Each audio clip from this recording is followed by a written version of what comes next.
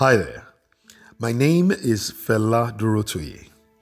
And, over the years, I have heard different people describe me in different ways.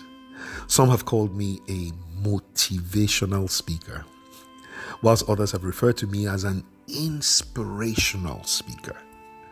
Some have even argued and said, no. Fela Durotoye is a transformational speaker. Well, I guess that people will describe you by the impact that an encounter with you makes on them and the memories that you leave with them. But regardless of whatever adjectives precede their descriptions of me, it is safe for me to say that the most consistent and frequent requests that I've received from people is for mentorship. Several people have asked me to share my speaking secrets with them. Some have even said to me, FD, I carry such a strong message inside me, and I wish I could get my message across the way you do. Can you please show me how? Well, initially, I simply considered these requests as mere kind compliments and nothing more, until I began to realize how frequently people had asked me for mentorship and how seriously they were when they wanted me to train and coach them. I even became more aware of these requests when several top executives and business leaders began to request for my help to coach them on effective presentation and communication skills. Even more recently, a newly elected legislator had requested that I coach him before his inauguration into the National Assembly. Well, the challenge that I was having with trying to teach others my style of communication and presentation was that I myself had never been formally trained in the art of public speaking. So I had to embark on a journey of self-discovery into what is it that I did so naturally and often so unconsciously that made my speaking and my presentations have such a profound effect on other people that they would even be willing to pay to learn from me how to communicate more effectively. So I began to observe myself more consciously and to observe my speaking more critically. I even started to take notes of the process to my delivery, from preparation to presentation and even the applause. I even had to listen to my own previously recorded messages in an attempt to discover a pattern to my delivery. And voila, yes, I did begin to identify certain patterns and habits that I had embodied over time, but mostly unintentionally. I have now done my best to frame these concepts into techniques and to explain them as simply as I can in this audiobook that I have titled The A to Z of Wow Speaking. I have tried to make this audiobook as easy to listen to and as practical as possible. Now, I trust that the nuggets and principles in this treasure chest of my speaking secrets will be very useful to helping you own your stage, win the heart of the people that you're speaking to, and create a wow effect on your audience. Well, shall we begin? A. Audience. My first golden rule of public speaking goes like this. Speaking is not about the speaker. Speaking is all about the audience. And yes, whilst the speaker is the carrier of the message, the most important thing about effective communication is the people that would receive your message.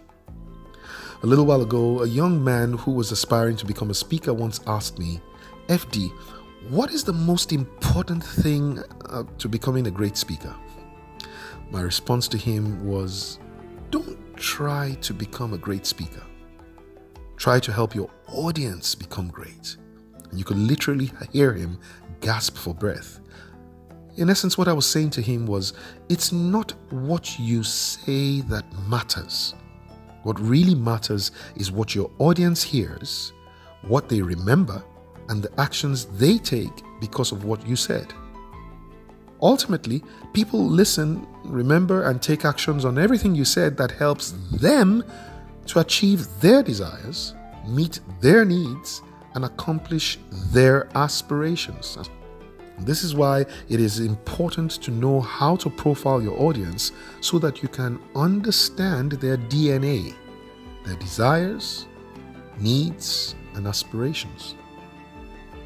So my preparation for any speaking engagement or presentation always starts with getting all the relevant information that I can get about my audience. I need to know who I will be speaking to so that I can prepare what to say to them and determine how best to say it. Several times in the course of my consulting career, I've often had to share the same message with the entire workforce of a client organization, usually starting with the executive management team all the way down to the security officers. Now, clearly, that's the same message, but to different audiences with differing desires, needs, and aspirations. And this will usually require me to adapt my message and my delivery in a different way for each of the different cadres of the workforce. Before I accept any invitation to speak on a public platform, I always try to get as much information about the audience from the organizers of the event. This information is usually required in the audience profile section of my organization's booking forms. Questions like, what's the size of the audience? Their average age, gender distribution, marital status, career level, and things like that. We also try to understand what the organizers hope to achieve and what would be their definition of success for the program. So after all, I am there to help them succeed also. But then I also ask myself a few important questions like, why have the people come to listen to me? Now, in rare cases, some members of your audience may have come under compulsion. In other words, the decision to be there was not made by them, but it was made by someone else, either their boss, parent, or anyone who may have the authority to insist on their attendance at the event. But over the years, I have come to realize that most of the people who come to listen to me have made a personal decision to attend the event, and most times they even pay to attend the event. And so it is very important to me to know why. Do the audience expect to gain from this event? What did they come for? What do they need? What do they need that I can give? The process of answering these questions usually ensures that I get more information about my audience. The more information I have about my audience, the easier it is for me to conceive a message for them and convey the message to them more effectively. You know, I really carry in my heart a genuine desire to share with my audience what I believe is a message that they need to achieve their desired goals and results. Now, to be clear, every audience is unique because every individual is unique. And so every group of individuals is bound to be radically different from the next. And as a speaker, you must understand what makes every one of your audience different. One audience may need you to engage with them without a stage or podium. Another may need you to use more watered down examples than technical language and jargons. And yet another audience may require a mix of different styles.